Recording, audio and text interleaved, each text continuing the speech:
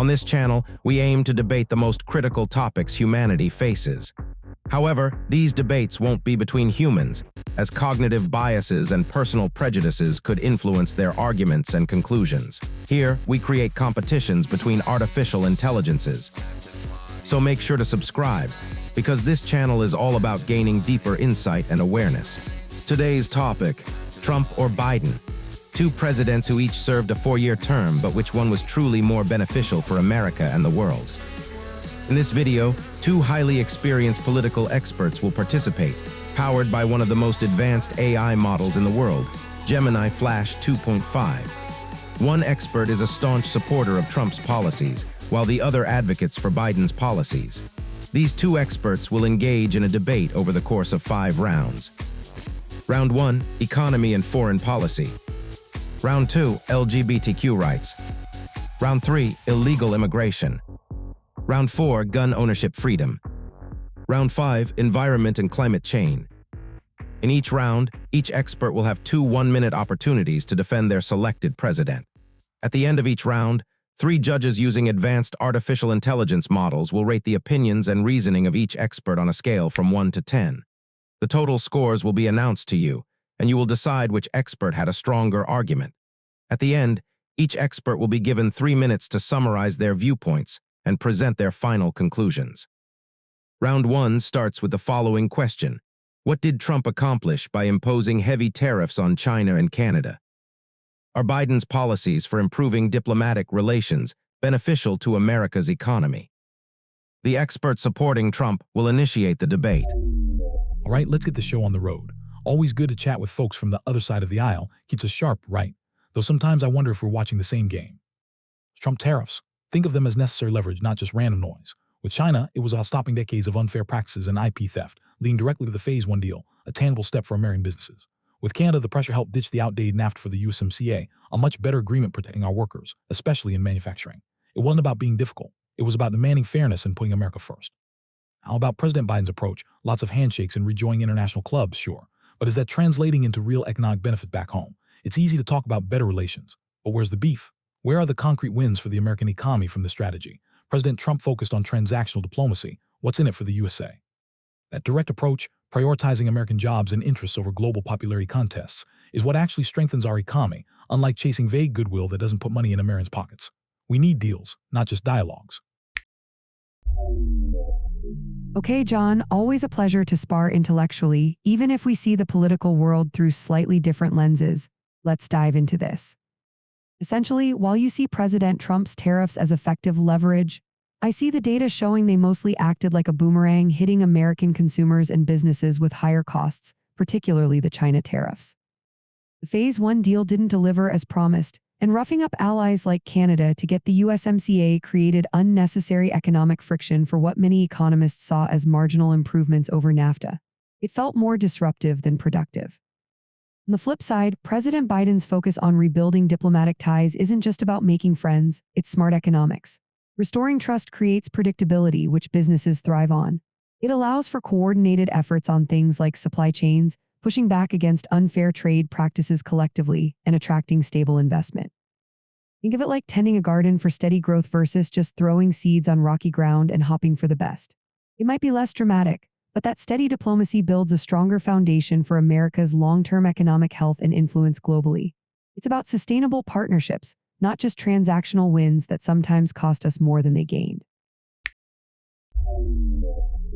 Right, my friend, appreciate the pushback, but let's look at that boomerang effect you mentioned. Sure, there were some adjustments like switching gears in a car. Sometimes it's not perfectly smooth.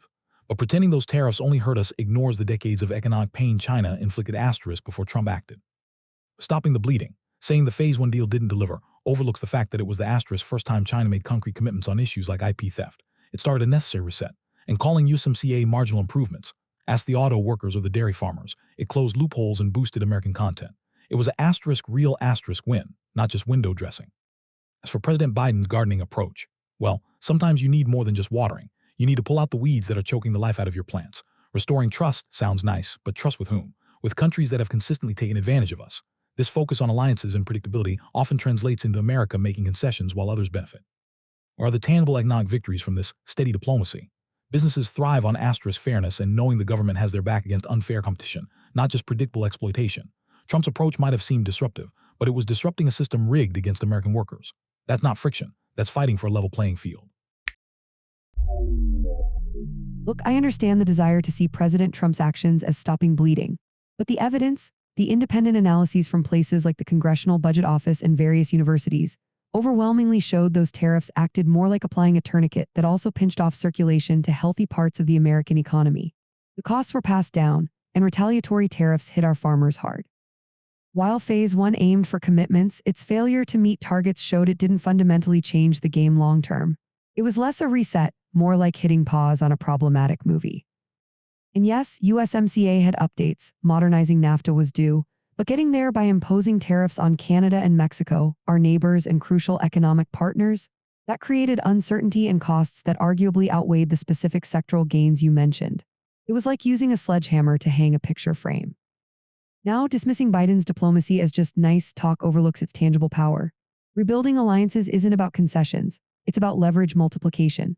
Think about the CHIPS Act. Coordinating with allies on semiconductor supply chains strengthens our asterisk resilience against disruptions and counters China's dominance far more effectively than tariffs ever could.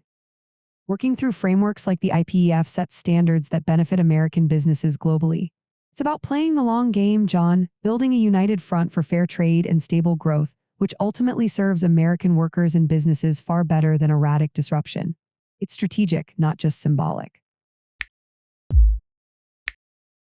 Round 2. Question: considering the Trump administration's policies in limiting support for the LGBTQ+ community, such as revoking legal protections in the military and certain educational programs, are these policies an indication of an effort to preserve traditional American values? Or are they a form of discrimination against gender minorities?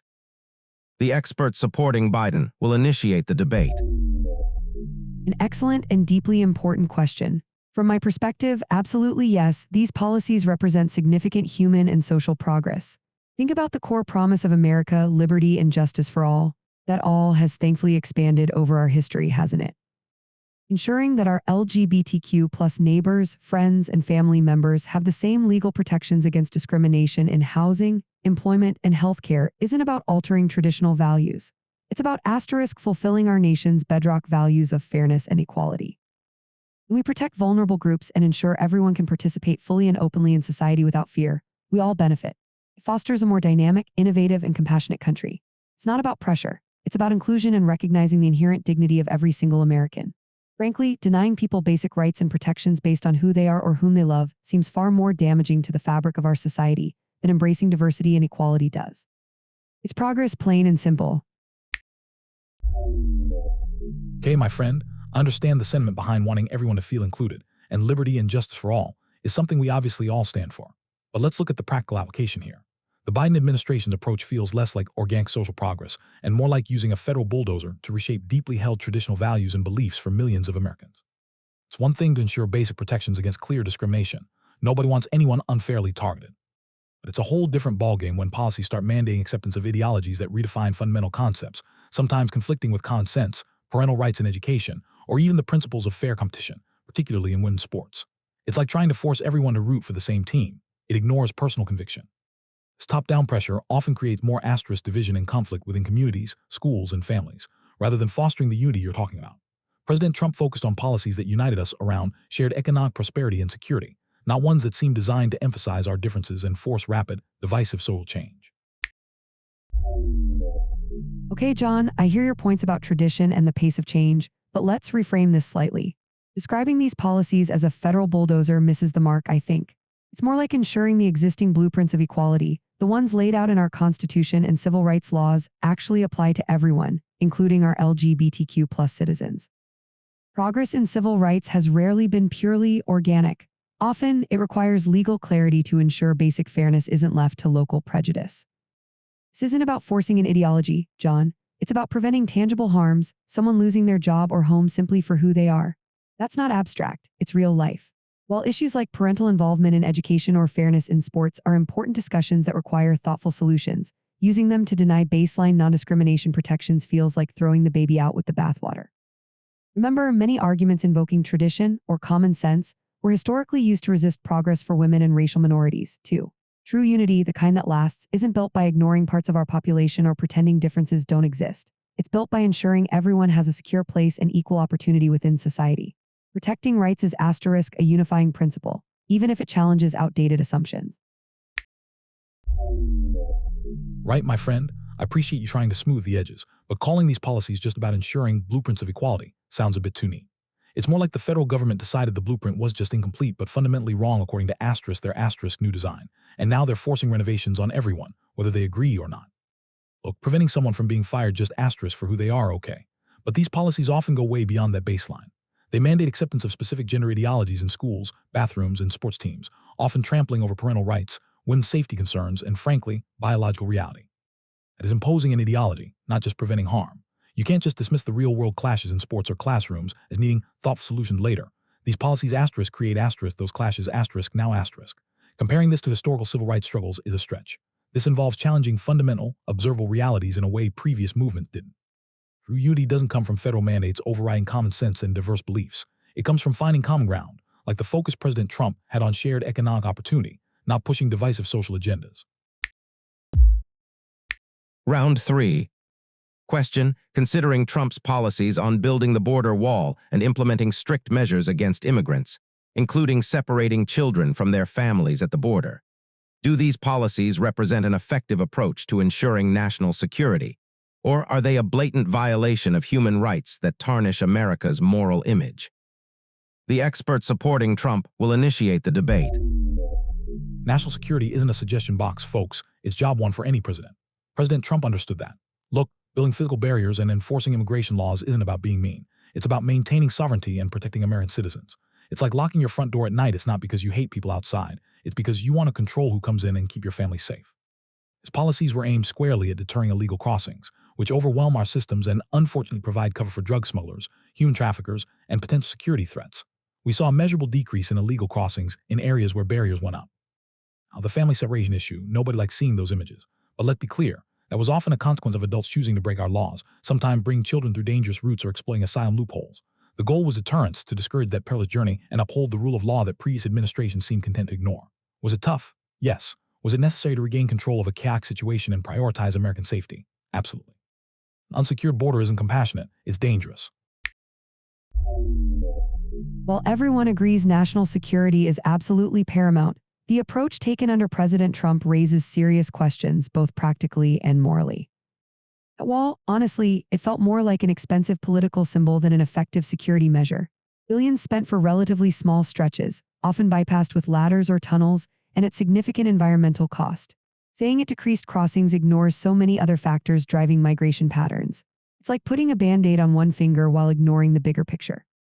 But the family separations, John, that's where the discussion shifts profoundly for me.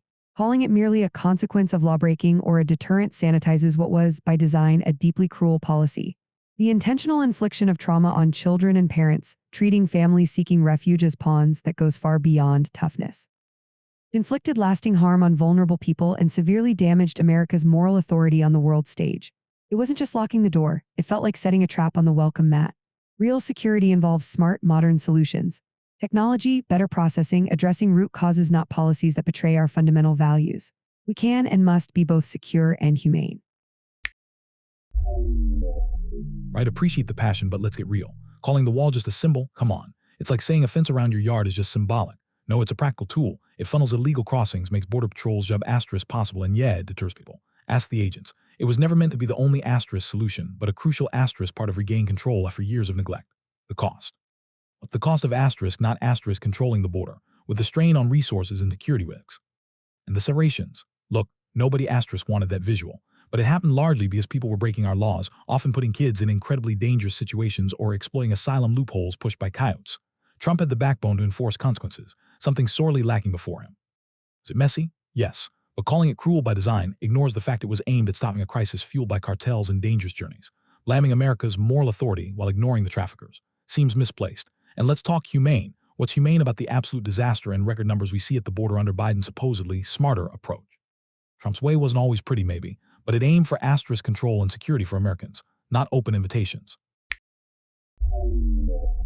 Okay, John, one last thought on this deeply troubling chapter. Equating that border wall to a simple yard fence really minimizes the astronomical cost, billions of dollars, for what many security experts deemed a marginal, easily defeatable barrier. Those funds could have been invested in genuinely effective modern security technology and personnel, rather than a costly symbol. With the separations, John, we have to be honest here. Blaming desperate parents or coyotes doesn't absolve the administration that implemented a zero-tolerance policy knowing it would forcibly separate families, including infants and toddlers, as a deterrent. This wasn't an unforeseen, messy consequence. It was a calculated choice inflicting profound, lasting trauma, documented extensively by physicians and child welfare experts.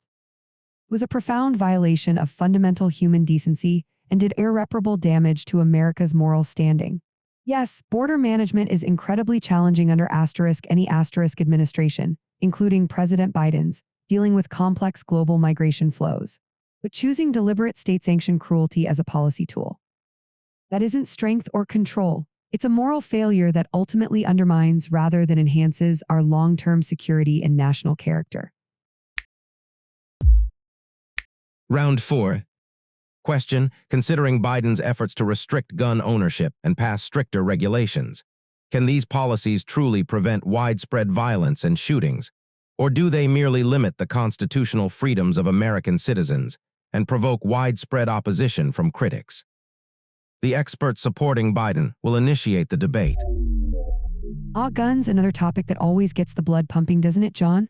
Look, nobody I know, including President Biden, is talking about taking away guns from responsible, law-abiding citizens. That narrative gets spun up, but it's just not the reality of the proposals. The Second Amendment exists, absolutely. But like all rights, it's not unlimited. You can't falsely yell fire in a crowded theater, right? So when we talk about Biden's efforts, universal background checks, bans on assault weapons, and high-capacity magazines, these are common-sense measures supported by a majority of Americans, including many gun owners. It's about making it harder for people who shouldn't have guns, like convicted felons or domestic abusers, to get them, and limiting access to weapons designed for mass casualties on battlefields, not for hunting or self-defense. Can any one policy guarantee an end to all violence? Of course not. But can reasonable regulations significantly reduce the frequency and lethality of mass shootings and daily gun violence? The evidence strongly suggests yes. It's about public safety, not punishing responsible gun owners. All right, my friend, always lively when we talk Second Amendment. And I appreciate the disclaimer that nobody wants asterisks to take guns away. But sometimes, the road paved with good intentions leads straight to infringing on constitutional rights. See, calling these things common-sense measures sounds nice and easy, but the reality is different. Universal background checks, often just hurdles for law-abiding folks, while criminals, by definition, don't follow the law anyway, they'll get guns regardless. And banning assault weapons, that's mostly about scary-looking features, not function. These are popular firearms used by millions for sport, collecting, and self-defense. Limiting magazine capacity, that just puts the good guy at a disadvantage when facing a criminal who won't obey that limit. The focus feels misplaced. Instead of restricting the rights of millions of responsible gun owners, shouldn't we focus on enforcing the existing laws? Going after straw purchasers, prosecuting criminals who misuse firearms, and seriously addressing mental health issues. That targets the actual problem, the violent individuals, not the tools they might use. These policies feel less like target solutions and more like restricting freedom for everyone because of the actions of a few criminals. All right, John, I appreciate you laying out those concerns, ones we hear often. But let's unpack that a bit. Saying universal background checks only burden law-abiding citizens, that ignores the gaping loopholes like private sales and gun shows that currently allow prohibited purchasers to easily get firearms without a check. Closing those loopholes isn't about burden, it's about consistency and making it harder for dangerous people to arm themselves. It's like having locks on most doors but leaving the back window wide open. And characterizing assault weapon bans as purely cosmetic, John, these weapons are designed for military efficiency, to inflict mass casualties rapidly. That's why they're the weapon of choice in so many horrific mass shootings. Limiting access isn't about looks, it's about reducing the potential for devastating carnage. Similarly, high-capacity magazine limits aim to give people a chance during active shooter events. Those few seconds to reload can save lives. Finally, you're absolutely right that enforcing existing laws and addressing mental health are crucial pieces. But it's not an either-or situation. We can and should do both, tackle the root causes and limit access to the specific tools that make mass violence so deadly and efficient. It's a comprehensive approach to a complex tragedy, not an attack on responsible gun ownership. Okay, my friend, always good to get into the weeds. But let's be frank, calling these measures just closing loopholes or promoting consistency sounds like spin for infringing on rights. Criminals, by their very nature, ignore laws. They aren't using those supposed loopholes legally. They're getting guns illegally regardless. These checks primarily burden law-abiding folks doing legal transfers. The assault weapon definition. It's largely cosmetic. These rifles function semi-automatically, just like countless other firearms used legally for hunting, sport, and defense every day. Banning them based on how they look won't stop a determined killer. It just disarms responsible citizens. It's like trying to stop drunk driving by banning red cars. And magazine limits. Again, criminals won't care. Carry multiple standard magazines or ignore the ban entirely, while the person defending their home is left under-equipped.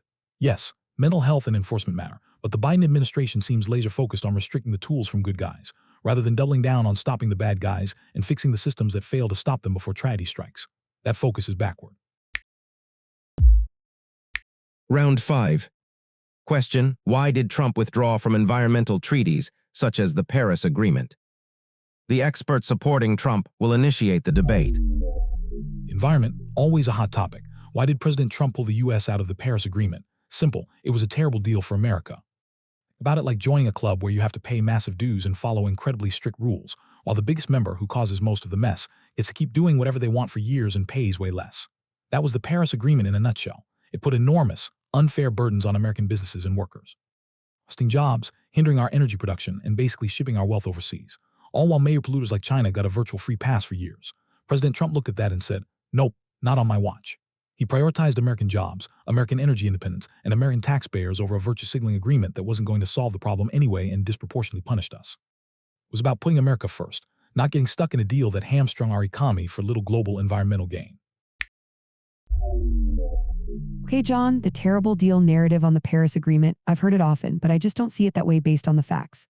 Slight chuckle calling it a club with unfair dues? That misses the key point. The Paris Agreement operates on nationally determined contributions. That means each country, including the U.S., set its own voluntary targets. There were no binding penalties imposed from outside. The burden wasn't some external force. It was our own assessment of what was needed and achievable, pushing us towards innovation in clean energy, a huge potential job creator, by the way. Pulling out wasn't saving American jobs. It was like unilaterally disarming in the global race for the clean energy economy of the future. We ceded leadership, lost our seat at the negotiating table where crucial decisions are made, and gave countries like China more room to set the standards. And the idea China got a free pass.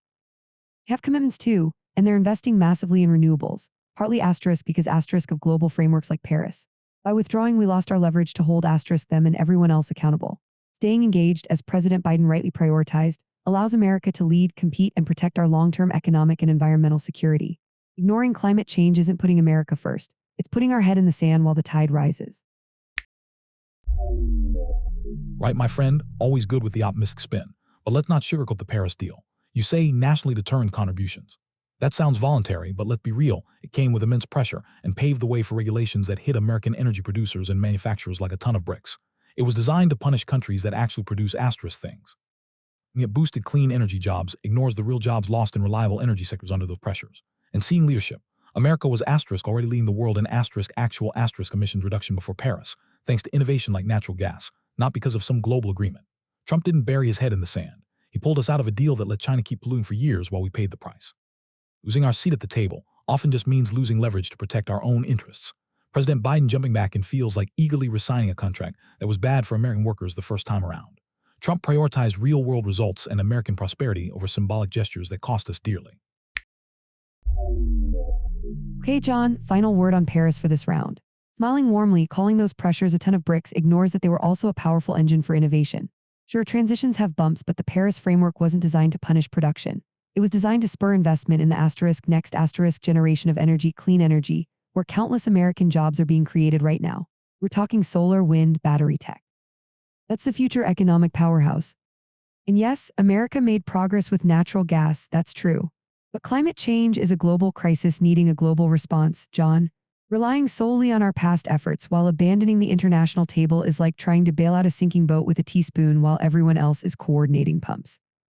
Staying in Paris, as President Biden did, puts America back in the driver's seat, allowing us to push countries like China harder, shape the rules, and ensure our companies lead the clean energy race.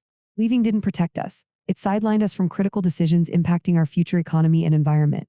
Rejoining wasn't signing a bad contract. It was reclaiming our leadership role on one of the most defining challenges of our time. Now, each expert is given 3 minutes to deliver their closing remarks. Okay, let's bring it all together. Over these 5 rounds, we've touched on critical areas where President Trump's approach fundamentally differed from the policies we saw under President Biden, and frankly, from the establishment norms that precede him. The core thread running through all of President Trump's actions was a clear, unapologetic focus on America first asterisk. On trade and foreign policy, we saw this with the tariffs. They weren't arbitrary. They were necessary leverage against decades of unfair trade practices, particularly from China and outdated agreements like NAFTA. This wasn't about starting trade wars. It was about ending the economic surrender America had been engaged in. Results? The Phase 1 deal with China, forcing concrete commitments, and the USMCA, a significantly better deal for American workers and manufacturers than NAFTA ever was. President Trump wasn't afraid to disrupt the status quo to get tangible wins for the country, unlike the previous administration's focus on rejoining global agreements and prioritizing diplomatic harmony, which often came at the expense of America's economic interests. On social policy, when discussing LGBTQ+ rights, President Trump's stance wasn't about animosity. It was about resisting the use of federal power, what I called the federal bulldozer, to impose rapidly changing social norms and ideologies onto communities and families nationwide. The administration sought to protect traditional values, parental rights and education, and the understanding of biological realities, pushing back against policies perceived as divisive and infringing on religious freedoms and conscience rights. This contrasts sharply with the Biden administration's aggressive push to embed specific gender ideologies across federal agencies and regulations, often overriding local concerns and creating conflict. On immigration, the border crisis didn't start yesterday. President Trump recognized the threat to national security and sovereignty posed by unchecked illegal immigration. Building the wall wasn't just symbolic. It was a practical tool, part of a multi-layered strategy that includes stricter enforcement, ending catch and release, and the Remain in Mexico policy. These measures demonstrably reduced illegal crossings. They're tough situations, yes, often resulting from people choosing to break our laws. But the priority was securing the border and upholding the rule of law, in contrast to the previous administration policies, which undoubtedly led to chaos and a humanitarian crisis at the southern border, prioritizing compassion over security, but in reality, causing harm. On gun control, President Trump stood as a bulwark defending the Second Amendment rights of law-abiding American citizens. He opposed measures that place undue burdens on responsible gun owners, recognizing that restricting their rights does nothing to deter criminals, who will always find ways to obtain weapons. Focus should be on enforcing existing laws and addressing the root causes of violence, like mental health, not on infringing upon constitutional freedoms with common-sense measures that are often cosmetic and ineffective, like arbitrary bans on firearms based on appearance. And finally, on the environment, pulling out of the Paris Agreement was a prime example of putting America first. It was a fundamentally flawed agreement that placed disproportionate and crippling economic burdens on the United States while giving major polluters like China a pass for years. Then Trump prioritized American energy independence, American jobs, and American taxpayers over a costly, virtue-signaling international pact that wouldn't solve the climate issue, but would hamstring our economy. We were already reducing emissions through innovation, not international mandates. Rejoining Paris, as President Biden did, simply reshackles our economy for minimal environmental gain and maximum global applause. Conclusion, the policies enacted under President Trump, whether on trade, immigration, social issues, gun rights, or the environment, were driven by a consistent philosophy, prioritizing the sovereignty, security, prosperity, and values of the United States and its citizens. It was about challenging failed globalist orthodoxies, pushing back against federal overreach, securing our borders, unleashing our economy, and defending constitutional rights. Sometimes controversial and certainly disruptive to the established order, these policies were aimed at delivering real results for the American people, strengthening our nation from within, and ensuring America leads through strength and example, not by subordinating its interests to international consensus or progressive agendas. That's the fundamental difference, and I believe that approach ultimately serves the nation best.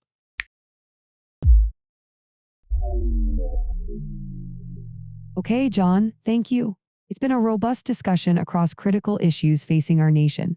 As we conclude, I want to weave together the threads of my arguments over these past rounds, painting a clearer picture of the distinct choices presented by President Biden's approach versus that of former President Trump. Fundamentally, this debate boils down to two contrasting visions for America's role in the world and its character at home. President Biden's administration is focused on rebuilding alliances, rebuilding trust, rebuilding our economy on a stable foundation, and striving to rebuild a sense of unity and shared purpose within our diverse society. On foreign policy and trade, we saw the stark difference. The Trump administration's reliance on unilateral tariffs, as I argued citing economic studies, imposed real costs on American families and businesses. While touted as leverage, deals like the Phase 1 agreement with China were incomplete, and the marginal gains of the USMCA hardly justified the friction created with vital neighbors. President Biden understands that true strength lies not in isolation or antagonism, but in diplomacy and strong alliances. These partnerships aren't just about handshakes. They allow for coordinated action, like the crucial sanctions against Russia, foster fair trade environments, and ultimately promote long-term, sustainable economic growth that benefits everyone, not just specific sectors reacting to sudden policy shifts. Turning inward, we discussed deeply sensitive social issues. The approach towards gender minorities under President Biden isn't about forcing an ideology, as you suggested, John. It's about upholding America's promise of equal protection and opportunity for all its citizens, recognizing that true societal strength comes from inclusion, not exclusion. Similarly, on immigration, while border security is essential, the Trump administration's signature policies, the costly and largely symbolic wall, and particularly the morally reprehensible family separations, damaged our nation's standing and inflicted trauma, all under the questionable banner of deterrence. President Biden seeks a more balanced, humane, and effective approach. Looking towards our future safety and prosperity, we touched upon gun violence and environmental policy. My point on gun ownership wasn't to dismiss the rights of law-abiding citizens, but to argue that common sense measures like closing background check loopholes are essential, data-supported steps to enhance public safety. A goal I believe we should all share. And finally, on the environment, portraying the Paris Agreement as a terrible deal simply misrepresents the facts. It was a framework based on *voluntary national commitments, designed to spur the very innovation in clean energy where America should be leading. Pulling out, as President Trump did, wasn't putting America first. It was ceding leadership, forfeiting our seat at the table where global standards are set, and ignoring the undeniable economic and security risks of climate change. President Biden's decision to rejoin and lead is crucial for our competitiveness and our planet's future. In conclusion, John, the choice is clear. One path relies on disruption, transactional relationships, and often divisive rhetoric, prioritizing perceived short-term gains at the expense of long-term stability, alliances, and even our core values. The other path, President Biden's path, is one of steady leadership, investing in diplomacy, fostering inclusion, tackling hard problems like gun violence and climate change with pragmatic solutions, and rebuilding America's strength through collaboration both at home and abroad. It's a path focused not just on the next news cycle, but on securing a more prosperous, equitable, and respected America for generations to come. Thank you. What is your opinion? Was the pro-Trump expert or the pro-Biden expert right? In your view, which one is more suitable for the future of America and the world? Subscribe to this channel to inspire us to create more videos on important and thought-provoking topics.